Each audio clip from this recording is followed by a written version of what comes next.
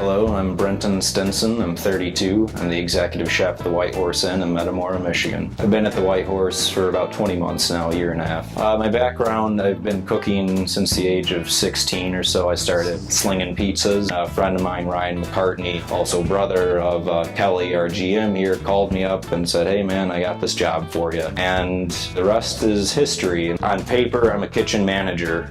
My qualifications are as an executive chef, which those two titles blend a lot of the time. I'm very hands-on.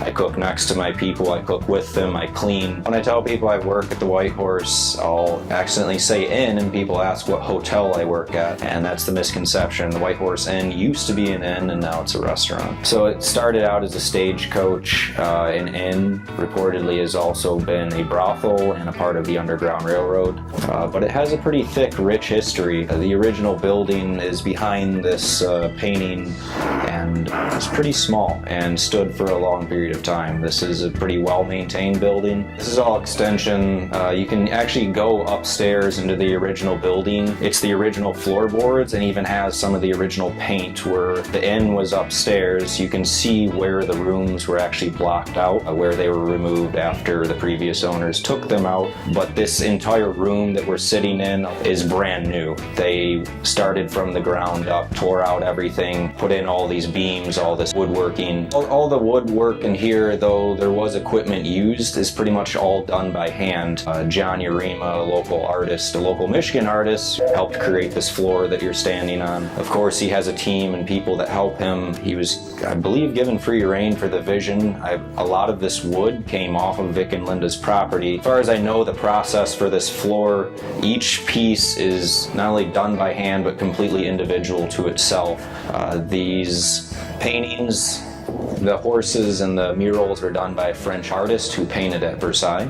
As well as a dining area, we also have a lounge area with couches and high-back chairs, lamps, a fireplace, and it's an area a lot of people enjoy. As far as the aesthetics of the place, obviously a very equestrian area. Vic and Linda own horses, own a stable, and the halters hanging on the aesthetic barn doors at the front of the building actually have the names of their horses on them. The majority of the artwork in here is original. It's from a local artist. Linda, the owner, knows her. Obviously, it's to go with the equestrian theme of the restaurant, but also with the area. There's a lot of horse farms and stables littered throughout this entire town and Dryden and the surrounding areas. So it's not only to cater to the aesthetics, but the demographic that we have here. The locals really enjoy being in an environment that's familiar to them, and people that are not from the area love seeing a classic feel like this. I think everybody has some sort of intrinsic pull or feel towards horses. It's a very ancient thing and nice to be around. Our main menu, American classic comfort food. It's pretty broad term these days since we're a melting pot. What you would find at a steakhouse with good seafood, good sandwiches, and a diverse appetizer. As far as appetizers go, we sell a lot of Brussels sprouts. We deep fry them and toss them in salt and Parmesan. It's a very simple recipe, low prep, and our customers love it. It's a dish you can find many places, but we do it properly here, and it's definitely one that we start with a lot. Today we're going to cook the parrot fish with a saffron citrus buttercream sauce with rice and a veg medley. I chose the dish because our customer bases really love seafood. I started with the sauce, mincing garlic and shallot. I whited that in a saucepan with olive oil. Deglazed it with a cooking grade sherry wine. After that, I poured in heavy whipping cream. Bring that up to a temperature of around 150 degrees. You don't really want to boil it. After that, I added in lobster base to give us our flavor profile to go with the seafood dish.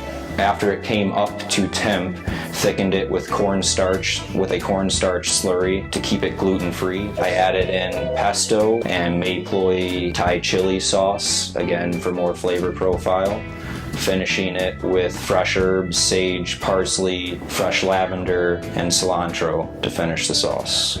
I started the rice, which is a basic white rice with herbs, garlic, shallots, peppers. We're online to speed the process. We have a pasta boiler that will put our veg medley, at least our harder vegetables, in there. Today I used asparagus, green beans, and Brussels sprouts. We would call that a par cook, to bring it up to maybe a half temperature to bring more texture into the dish. I added that to a saute of shallots, roasted garlic, sun-dried tomato, heirloom cherry tomatoes. I added a house barbecue blackening seasoning to it. The fish itself was put on the grill with olive oil, seared with salt and peppers.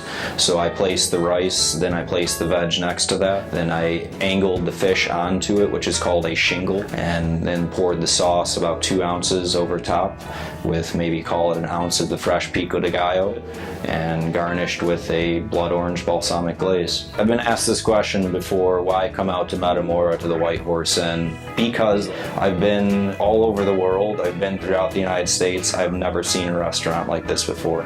Part of the theme or philosophy behind the White Horse was a very communal aspect. That's why you won't see any TVs around here. They wanted people to be able to come in, sit down, enjoy a meal with their family, and enjoy yourself. This is not a restaurant that we're trying to bring you in here in 15 minutes and kick you out in 30. We would like you to stay and enjoy yourself.